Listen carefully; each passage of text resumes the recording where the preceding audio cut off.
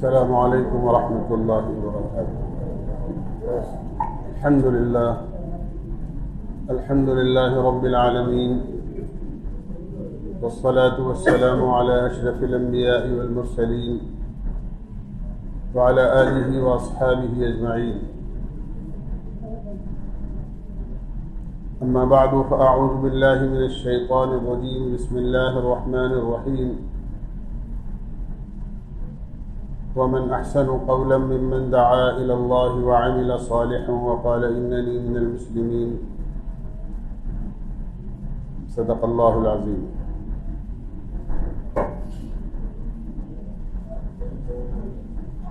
میرے بھائیوں، دوستوں، عزیزوں اور بزرگوں، رمضان المبارک کا ایک تہائی حصے سے زیادہ گزر چکا ہے، اور پہلا عشرہ ختم ہو کر دوسرا عشرہ شروع ہو گیا ہے جو مغفرت کا ہے۔ رمضان المبارک جہاں دوسرے اعمال اپنے اندر سموئے ہوئے ہیں اور جہاں دوسری عبادتیں اس میں کی جاتی ہیں، اور اللہ کو پسندیدہ ہیں،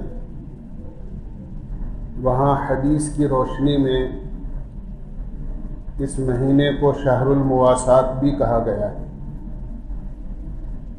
شہر المواسات کا مطلب یہ ہے کہ یہ مہینہ اللہ کے بندوں کے ساتھ خیر خواہی اور ہمدردی کا مہینہ ہے۔ اسی لیے آقا مدنی سرکار دو عالم صلی اللہ علیہ وسلم کے بارے میں حدیث میں آتا ہے، جب رمضان المبارک کا مہینہ ہوتا تھا تو 3 چیزوں میں عام دنوں کے مقابلے میں آپ کے اضافہ ہو جاتا تھا۔ پہلی چیز، عام دنوں کے مقابلے میں آپ کی عبادت میں اضافہ ہو جاتا تھا۔ آپ جتنی عبادت عام دنوں میں کیا کرتے تھے اس سے کہیں زیادہ آپ رمضان المبارک کے دن اور رات میں کیا کرتے تھے۔ جب عام دنوں کی عبادت کا یہ حال تھا کہ ایک صحابی فرماتے ہیں کہ میں نے اللہ کے نبی علیہ الصلاۃ والسلام کو رات کو تہجد پڑھتے ہوئے دیکھا، تو میرا دل چاہا کہ میں بھی آپ کے پیچھے نیت باندھوں اور آپ کے پیچھے میں بھی تہجد کی نماز پڑھ لوں۔ کہتے ہیں کہ میں نے اللہ کے نبی علیہ الصلاۃ والسلام کے پیچھے جا کر نیت باندھ لی۔ آپ نے سورہ بقرہ شروع کی ہی تھی۔ فرماتے ہیں کہ آپ نے اطمینان کے ساتھ میں سورہ بقرہ پوری پڑھی، 2.5 سپارے۔ تو میں نے یہ سوچا کہ سورہ بقرہ کے ختم پر آپ رکوع فرمائیں گے، لیکن آپ نے رکوع نہیں فرمایا اور آپ نے سورہ آل عمران شروع فرمایا۔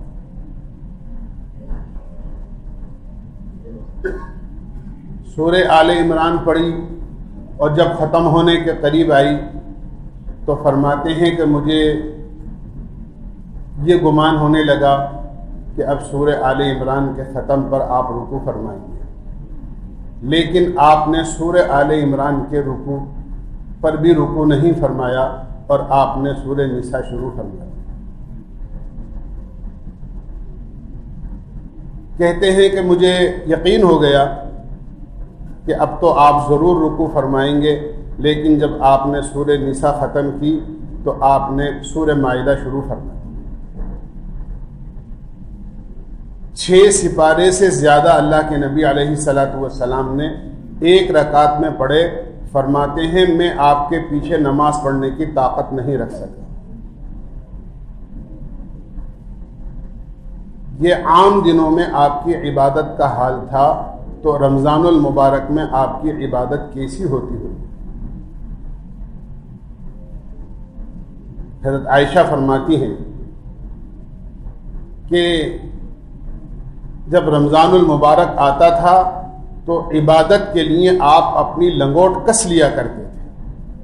یعنی یہ اشارہ ہے ایک جملے سے کہ جس طرح کسی چیز کے مقابلے کے لیے آدمی تیار ہو جاتا ہے اور ہم یہ کہتے ہیں دوسرے الفاظ میں کہ اس نے فلاں کام کے لیے لنگوٹ کس لی ہے، اسی طرح آپ عبادت کے لیے اپنے آپ کو مکمل طریقے سے تیار کر لیا کرتے تھے، اور کوئی لمحہ اللہ کے نبی علیہ الصلاۃ والسلام کا عبادت سے خالی نہیں جاتا تھا. اتنی قدر رمضان المبارک کی آپ کیا کرتے. دوسرے فرماتے ہیں کہ آپ کی سخاوت میں اضافہ ہو جاتا تھا. پہلی چیز عبادت اور دوسرے سخاوت. تیسری چیز عاجزی، اللہ کے سامنے رونا، گریا اور زاری، توبہ اور دعاؤں کا اہتمام. یہ تین چیزیں ایسی تھیں کہ عام دنوں کے مقابلے میں اللہ کے نبی علیہ الصلاۃ والسلام بہت کثرت سے یہ کام کیا کرتے. ایک حدیث میں تو صحابہ فرماتے ہیں کہ اللہ کے نبی علیہ الصلاۃ والسلام کی سخاوت کا یہ عالم تھا کہ تشبیہ دی ہے جس طرح تیز آندھی چلتی ہے اللہ کے نبی، اور اس کی جو رفتار ہوتی ہے، اور آج کل تو بہت آسانی کے ساتھ اس ہوا کی رفتار کو نوٹ کر لیا جاتا ہے کہ کتنی رفتار ہے پر گھنٹہ اس ہوا کی. اسی طرح تیز آندھی کی طرح اللہ کے نبی علیہ الصلاۃ والسلام کی سخاوت کی رفتار ہوا کرتی تھی. بہت کثرت سے آپ غربا، یتیم، بیوائیں، ضرورت مند اور اللہ کے بندوں پر مال خرچ کیا کرتے. اسی لیے اس مہینے کو شہر المواسات کہا گیا ہے کہ یہ غم خاری اور خیر خواہی کا مہینہ ہے، اللہ کے بندوں پر رحم کھانے کا مہینہ ہے. حدیث پاک میں آتا ہے، سرکار دو عالم صلی اللہ علیہ وسلم نے ارشاد فرمایا، ارحموا من فی الارض یرحمکم من فی السماء. تم زمین والوں پر رحم کرو، آسمان والا تم پر رحم کرے. ہمیں معلوم ہے کہ 2 سال کی تنگیوں کے بعد میں جو آسانی کا دروازہ کھلا ہے، جن لوگوں کی کاروباری حالت پٹری سے اتر گئی تھی، آج تک وہ اپنے معمول کے مطابق حالت پر نہیں آئے. ہم لوگ اے سی میں نماز پڑھتے ہیں، لیکن آپ اگر بہت باریکی سے جائزہ لیں گے تو پتہ یہ چلے گا کہ ہمارے یہاں، ان کے یہاں اے سی تو بہت دور کی بات، کولر تو بہت دور کی بات، ان کے گھروں میں پنکھا تک گرمی سے بچاؤ کے لیے نہیں ہے، اس کے باوجود روزوں کا اہتمام بھی کر رہے ہیں.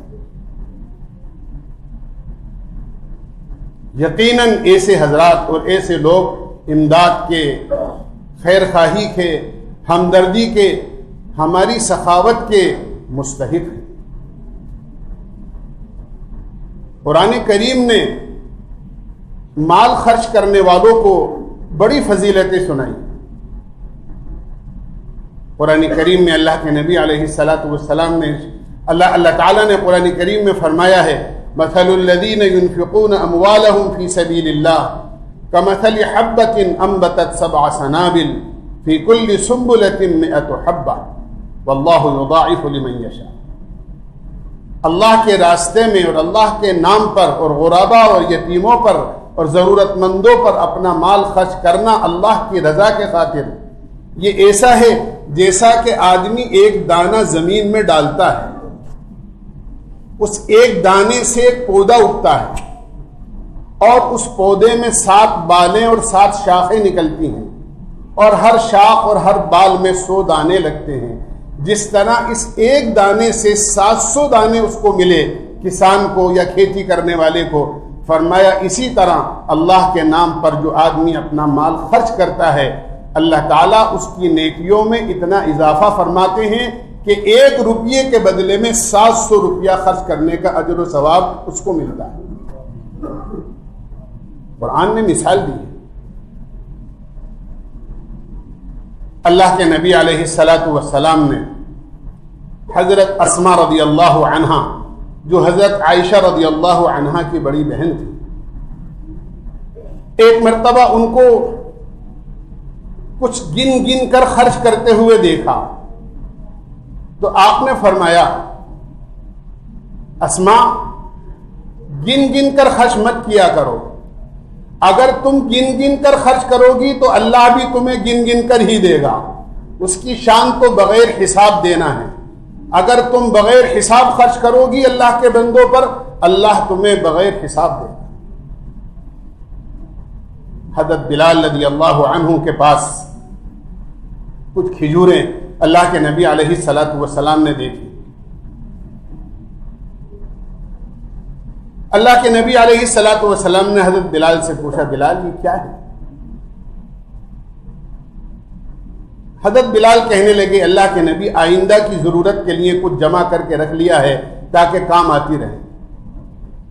آپ نے فرمایا انفق یا بلال ولا تخش ذی العرش اقلالا، بلال خوب جی بھر کے خرچ کرو، اللہ سے فقر و فاقے اور افلاس کا خوف مت کھاؤ.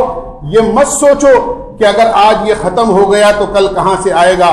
جس نے آج دیا ہے وہ کل بھی دینے پر قادر ہے. لوگ کہتے ہیں جس نے دیا ہے تن کو وہی دے گا کفن. اس لیے اللہ کے نام پر خرچ کرنا بہت قیمتی چیز ہے. آقا مدنی سرکار دو عالم صلی اللہ علیہ وسلم ارشاد فرماتے ہیں جب صبح کو سورج نکلتا ہے تو اس کے دونوں جانب دو فرشتے نمودار ہوتے ہیں روزانہ. ایک فرشتہ اعلان کرتا ہے اے اللہ تیرے نام پر خرچ کرنے والے کے مال میں برکت فرما دے اور اس کے مال میں اضافہ فرما دے اور اس کو اس کے خرچ کا نعم البدل عطا فرما دے. دوسرا کہتا ہے جو مال میں بخل کرے، جو مال کو روک کر رکھے اور تیرے نام پر خرچ نہ کرے اور گن گن کر جمع کرتا رہے، اے اللہ اس کے مال کو برباد کر دے. ہم اندازہ لگا سکتے ہیں فرشتہ جس کے مال میں اضافے اور برکت کی دعا کر رہا ہے اس کے مال کی برکت کا کیا عالم ہوگا، اور جس کے مال کی بربادی اور ختم ہونے کی بد دعا کر رہا ہے اس کے مال کو کہاں رکھا جا سکتا ہے اور اس کا مال کیسے باقی رہ سکتا ہے. اس لیے یہ مہینہ خیر خواہی اور غم خواری کا مہینہ ہے. ضروری ہے ایمان والوں پر کہ وہ غربا کو تلاش کریں اور جو زکوٰۃ کے مستحق ہیں ان کو زکوٰۃ دے دیں. لوگ دیتے ہیں زکوٰۃ اور دینی چاہیے، اور رمضان المبارک میں اس لیے دیتے ہیں کہ ایک فریضہ 70 فرضوں کے برابر حیثیت اور مقام رکھتا ہے اس مہینے کے اندر. لیکن ایک بات یہ ہوتی ہے، میں عرض کرتا رہتا ہوں، ایک آپ کسی غریب کا انتظار کریں کہ کوئی آئے اور ہم سے زکوٰۃ لے کر جاوے، ہمارے دروازے پر آئے اور ہم سے مانگ کر لے کر جائے. ایک طریقہ وہ ہوتا ہے کہ آدمی خود غریب کو تلاش کر کے اس کے گھر تک سامان پہنچائے، پیسے پہنچائے، اس کی ضرورت کی چیزیں پہنچائے. اس لیے کہ اللہ کے بہت سارے بندے ایسے ہوتے ہیں، بہت سی بندیاں ایسی ہوتی ہیں بیوہ ہیں، شوہر کا سایہ سر سے اٹھ گیا ہے، گھر میں کوئی کمانے والا جوان بچہ نہیں ہے، بیوہ عورت ہے اور اس کی بچیاں ہیں جو گھر سے باہر نہیں جا سکتی، دستے سوال کسی کے سامنے دراز نہیں کر سکتی، ان کی حیا اور شرم مانے اور رکاوٹ بن جاتی ہے. ایسے گھرانے، ایسی فیملیاں اپنی حالت کو چھپا کر قسمہ پرسی کے عالم میں اور بے کسی کے عالم میں اپنے گھروں کے اندر کس مسا کر رہ جاتی ہیں اور فقر و فاقے کے ساتھ اپنی زندگی بسر کر لیتی ہیں، اور وہ ہمارے پڑوس میں ہوتے ہیں اور ہمیں ہوش بھی نہیں ہوتا ہے. ہماری ذمہ داری ہے کہ ہم ایسے لوگوں کو تلاش کریں، اور اس پر ہمیں کیا ملے گا اور اللہ کیا اجر اللہ عطا فرمائیں گے میں عرض نہیں کر سکتا. اسلامی تاریخ میں جو بزرگوں کے واقعات ہیں وہ بڑے عجیب ہیں. रबी इब्न सुलेमान एक बड़े दर्जे के बुजुर्ग हैं। फरमाते हैं कि एक मर्तबा मैं अपने भाई और एक बड़े काफिले के साथ हज को रवाना हुआ। रास्ते में यूं का कूफा में हमारा क़याम हुआ।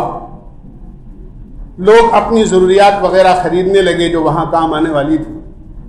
चंद दिन हमारा वहां क़याम होना था। तो कहा मैं भी बाजार गया हुआ था किसी काम के लिए।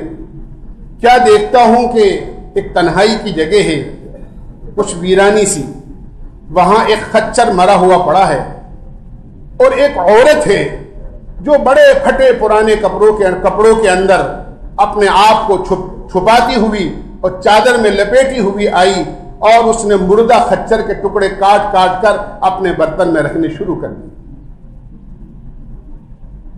रुका, मैं उसको देखने के लिए चुपचाप से खड़ा हो गया।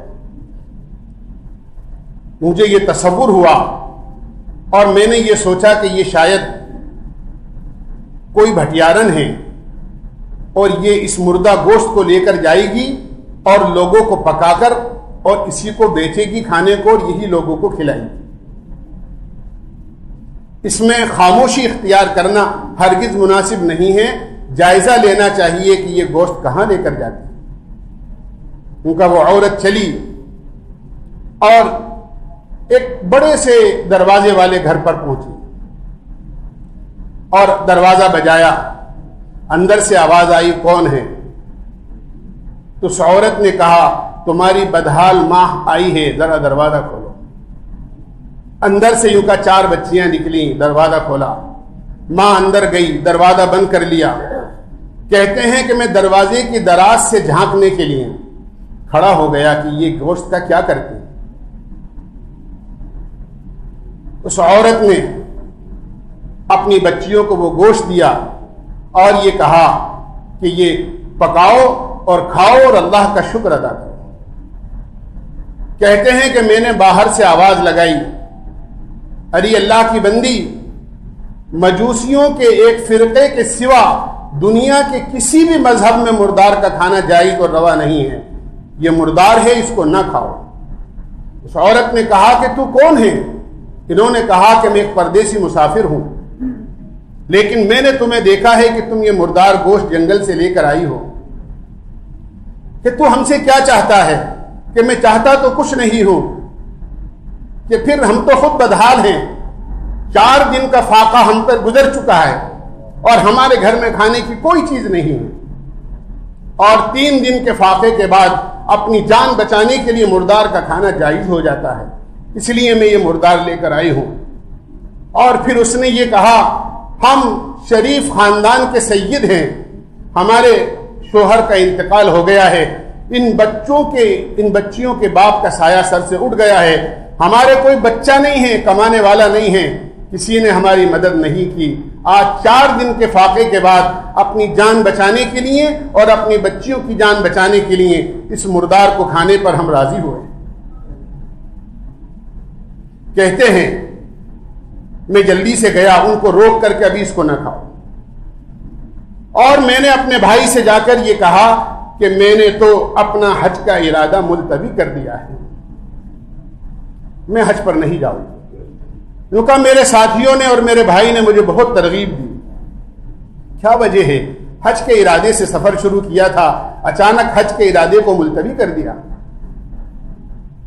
उन्होंने मुझे बहुत तरगीब दी, हाजी इस तरह वापस होता है कि जैसे आज ही अपनी मां के पेट से पैदा हुआ हो, गुनाहों से पाक साफ हो जाता है।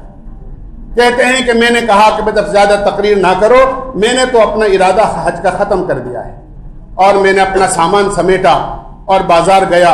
600 दिरहम मेरे पास थे। मैंने 100 दिरहम का कुछ खाने पीने का सामान, आटा और कुछ और चीजें खरीदी। 100 दिरहम के कुछ कपड़े वगैरह खरीदे और बाकी जो कुछ बचा वो उस बोरी के अंदर मैंने उन दिरहमों को डाल दिया जो अब मेरे सफर का खर्चा था, और अपने कंधे पर बोरी को उठाकर गया और दरवाजा बजाया और उस औरत को बुलाकर ये कहा कि ये सामान है, ये तुम अपने घर पर रख लो और इसको इस्तेमाल करो। उनका 4 बच्चियां अजीब हालत के अंदर वो दरवाजे पर आईं और जब उन्होंने खाने पीने का सामान देखा तो ہاتھ اٹھا کر میرے لیے دعا کرنے لگی، اللہ تمہیں اس کا بدلہ عطا فرمائے، تمہیں اس کا دگنا بدلہ اللہ عطا فرمائے۔ کوئی یہ کہتی تھی کہ ہمارے نانا جان کے ساتھ قیامت میں اللہ آپ کا حشر فرمائے۔ ان بچیوں کی ماں نے اور ان چاروں بچیوں نے مجھے دعائیں دیں اور اپنا دروازہ بند کر دیا۔ میں واپس ہوا، قافلہ روانہ ہو چکا تھا۔ میں نے بغیر حج کیے ہوئے اپنے گھر لوٹنا مناسب نہیں سمجھا، کوفہ ہی میں قیام کر لیا اور اتنے دن قیام کیا کہ لوگ حج کر کے واپس آ گئے۔ میں نے حاجیوں کا استقبال کیا اور میں نے ان سے دعا کی درخواست کی کہ میرے لیے دعا کریں، تو کہنے لگے کائی کی دعا کراتے ہو، اللہ تمہارا حج قبول فرمائے، مدینہ منورہ کی تمہاری حاضری قبول فرمائے۔ تو لوگ کہنے لگے کہ یہ کیسی دعا دے رہے ہو؟ کہنے لگے یہ ایسے محروم آدمی کی دعا ہے جو اللہ کے گھر کے دروازے تک حاضر نہیں ہو سکا۔ تو وہ تعجب سے کہنے لگے کیا بات کرتے ہو؟ کیا تم ہمارے ساتھ عرفات میں نہیں تھے؟ کیا تم ہمارے ساتھ کنکریاں مارنے کے موقع پر جمرات پر نہیں تھے؟ کیا تم ہمارے ساتھ طواف کرنے میں شریک نہیں تھے؟ اب یہ کیسی باتیں کرتے ہو کہ یہ اس شخص کی دعا ہے جو دروازے تک محروم ہو گیا ہو حاضر ہونے سے۔ فرماتے ہیں میرے علاقے کے لوگوں کا قافلہ آ گیا، ان کا استقبال کیا، اپنے بھائی کا استقبال کیا، اور جب میں نے ان سے دعا کی درخواست کی تو وہ بھی یہی جملہ دہرانے لگے کہ بھائی کیا کہتے ہو؟ کیا تم ہمارے ساتھ ایک ایک رکن کے ادا کرنے میں نہیں تھے؟ اور اتنے کے اندر یوں کہا کہ ایک ساتھی میرا آگے بڑھا اور اس کے ہاتھ میں ایک تھیلی تھی اور اس نے یہ کہا کیوں انکار کرتے ہو اللہ کے گھر جانے سے اور اللہ کے نبی علیہ الصلوۃ والسلام کے روزے پر حاضر ہونے سے؟ جب مدینہ منورہ میں اللہ کے نبی کے روزے سے سلام پڑھ کر باب جبریل سے ہم باہر آ رہے تھے، اس وقت آپ نے ازدحام کی وجہ سے اور بھیڑ کے زیادہ ہونے کی وجہ سے یہ تھیلی امانت کے طور پر میرے پاس رکھوائی تھی، یہ آپ اپنی امانت سنبھالو۔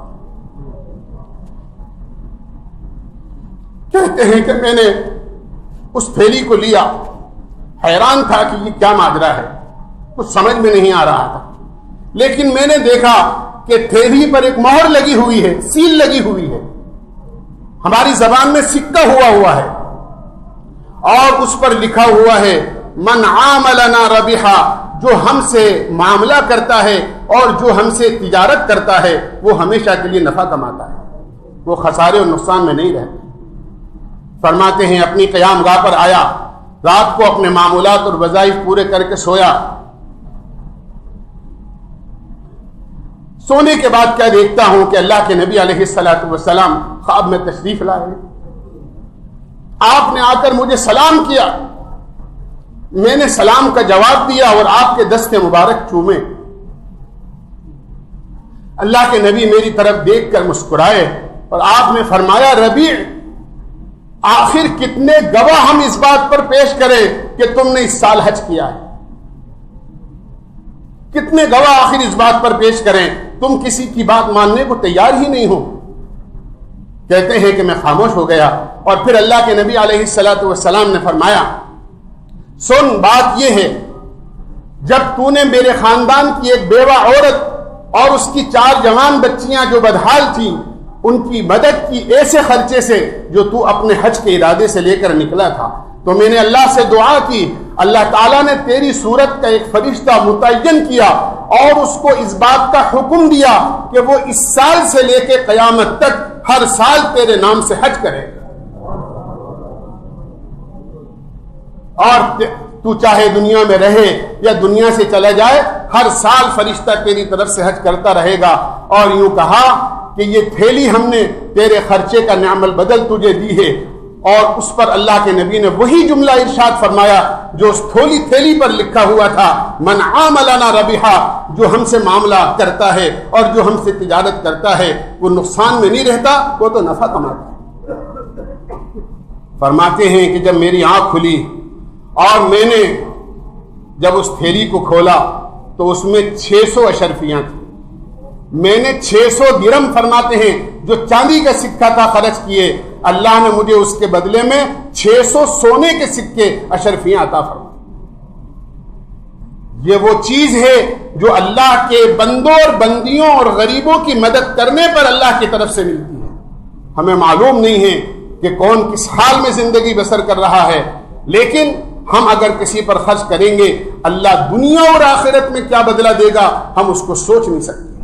صحابہ کرام کی صفت تھی، صحابہ کرام اپنی ضرورتوں کو مختصر کر کے اللہ کے بندوں پر خرچ کرتے۔ گھر میں مہمان آ گئے، بیوی سے پوچھا کیا ہے؟ بیوی نے کہا سوائے بچوں کے لیے کچھ تھوڑا سا ہے، اس کے سوا کچھ نہیں۔ کہا کہ بچوں کو تو بہلا کر سلا دو، مہمان آئے ہیں، ان مہمانوں کو کھانا کھلانا ہے، اس لیے کہ مہمان بھوکے ہیں، اور مہمان دیکھو ہمارے بغیر نہیں کھائے گا، اس لیے چراغ کو درست کرنے کے بہانے سے چراغ بجھا دینا، ہم مہمان کے ساتھ شریک ہو جائیں گے، اور خالی دسترخوان تک ہاتھ لے کر جائیں گے اور اپنے منہ تک لے جائیں گے، اور مہمان اندھیرے میں سمجھے گا کہ میں نے بھی مہمان کے ساتھ کھانا کھایا ہے، اور مہمان کا پیٹ بھر جائے گا اس لیے کہ کھانا زیادہ نہیں ہے۔ یہ عمل رات کو اپنے گھر میں کیا، صبح کو مسجد نبوی میں جب نماز کے لیے حاضر ہوئے، اب اس زبان سے کچھ نہیں کہا تھا، اللہ کے نبی علیہ الصلاۃ والسلام نے کھڑے ہو کر استقبال کیا اور یہ کہا کہ رات کا تمہارا مہمان کے ساتھ کا برتاؤ اللہ کو اتنا پسند آیا، اور مہمان کو کھانا کھلانے کا عمل اللہ کو اتنا پسند آیا کہ اللہ نے تمہاری شان میں آسمان سے قرآن کی آیت اتار دی، وَيُؤْثِرُونَ عَلَىٰ أَنفُسِهِمْ وَلَوْ كَانَ بِهِمْ خَصَاصَةٌ، کہ باوجود بھوکے ہونے کے، باوجود مفلس ہونے کے، باوجود ضرورت مند ہونے کے اللہ کے بندوں پر خرچ کرتے ہیں۔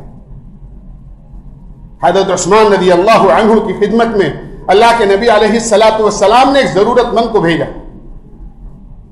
جاؤ اپنی ضرورت ان سے کہو تمہاری مدد کر دیں گے۔ یہ ابھی گھر کے باہر پہنچے تھے کہ آواز آئی، حضرت عثمان اپنی اہلیہ محترمہ سے کہہ رہے ہیں آپ نے رات کو اچھا کام نہیں کیا کہ چراغ کی لو تیز کر دی، 2 قطرے تیل زیادہ جل گیا، یہ اچھا کام نہیں کیا، آپ کو چراغ کی لو تیز نہیں کرنی چاہیے تھی تاکہ تیل کم جلتا۔ کہتے ہیں میں نے باہر کھڑے کھڑے سوچا جو آدمی اپنی بیوی سے اس بات پر تنبیہ کر رہا ہو کہ 2 قطرے تیل زیادہ کیوں جلا دیا اور چراغ کی لو تیز کیوں کر دی، وہ مجھے کیا دے گا۔ واپس ہو گئے، اللہ کے نبی سے پورا قصہ سنایا، اللہ کے نبی علیہ الصلاۃ والسلام نے فرمایا جو ہم نے کہا تھا وہ تم نے نہیں کیا، جاؤ اور ان سے اپنی ضرورت کی بات کرو۔ وہ آئے اور آنے کے بعد حضرت عثمان سے اپنی ضرورت کا اظہار کیا، وہ اندر گئے اور ایک تھیلی لے کر آئے اور تھیلی لا کر ان کے سامنے رکھ دی، کہتے ہیں کہ اس میں 2000 اشرفیاں تھیں۔ یہ کبھی اس تھیلی کو دیکھتے، کبھی حضرت عثمان کی شکل دیکھتے، حضرت عثمان سمجھے کہ شاید ان کی ضرورت سے یہ کم ہے، کہنے لگے بھائی اس وقت میرے پاس صرف یہی تھا اس لیے میں نے دے دیا، اگر تمہاری ضرورت اس سے بڑی ہے تو میں آئندہ آ جانا اور اللہ کہیں سے بھیجے گا تو تمہیں اور دے دوں گا۔ وہ سائل کہنے لگا حضرت بات یہ نہیں ہے، میں تو اس بات پر تعجب کر رہا ہوں کہ تھوڑی دیر پہلے آیا تھا اور باہر دروازے پر کھڑا تھا اور میں نے یہ سنا کہ آپ اپنی اہلیہ کو تنبیہ کر رہے ہیں کہ چراغ کی لو تیز کیوں کر دی، 2 قطرے تیل زیادہ کیوں جل گیا۔ جو آدمی 2 قطرے تیل کے جلنے پر اتنی تنبیہ کر رہا ہو وہ میری ضرورت کو کیا پوری کرے گا۔ میں تو اس بات پر تعجب کر رہا ہوں، اور جب میں نے اپنی ضرورت کا اظہار کیا تو آپ نے 2000 اشرفیاں مجھے دے دی۔ کہنے لگے تم اس کو نہیں سمجھو گے، یوں کہا کہ وہ معاملہ حساب کا ہے کہ اگر 2 قطرے تیل زیادہ جل گیا تو قیامت میں اس کا حساب ہوگا، اور یہ معاملہ ثواب کا ہے کہ یہ جو کچھ تمہیں دوں گا اللہ اس کا اجر و ثواب مجھے دے گا۔ حساب کا اور ثواب کا فرق ہے کہ وہاں جو خرچ ہوگا اس کا حساب ہوگا، اور جو تمہیں دوں گا یا کسی غریب و ضرورت مند کی ضرورت پوری کروں گا اس پر تو اللہ تعالیٰ مجھے کیا حساب لیں گے، اللہ تو اس کا ثواب دیں گے۔ صحابہ کرام دنیا کی ضرورتوں کے مقابلے میں اپنی آخرت کی ضرورت کو زیادہ مقدم کرتے تھے، اسی لیے قرآن کریم کا فیصلہ ہے وما انفقتم من شيء فهو يخلفه، جو بھی تم اللہ کے نام پر خرچ کرو گے دنیا سے جانے کے بعد تم اس کا بدلہ ضرور پالو گے۔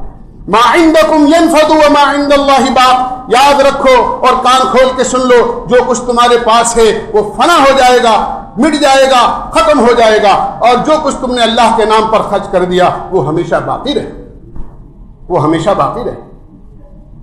اس لیے میرے بھائیو، دوستو، بزرگوں، یہ شہر المواسات ہے، خیر خواہی کا مہینہ ہے، جہاں ہم زکوٰۃ ادا کریں۔ اگر ہماری زکوٰۃ کافی ہو جاتی ہے تو بہت اچھی بات ہے، ورنہ اور مزید اللہ نے ہمیں دیا ہے، اللہ ہی نے دیا ہے۔ اللہ کے نام پہ خرچ کریں گے زیادہ تو اللہ دنیا اور آخرت دونوں جہاں میں اس کا بدل دے گا۔ اللہ ہمیں سمجھنے کی اور عمل کی توفیق نصیب فرمائے۔ وآخر دعوانا الحمد للہ۔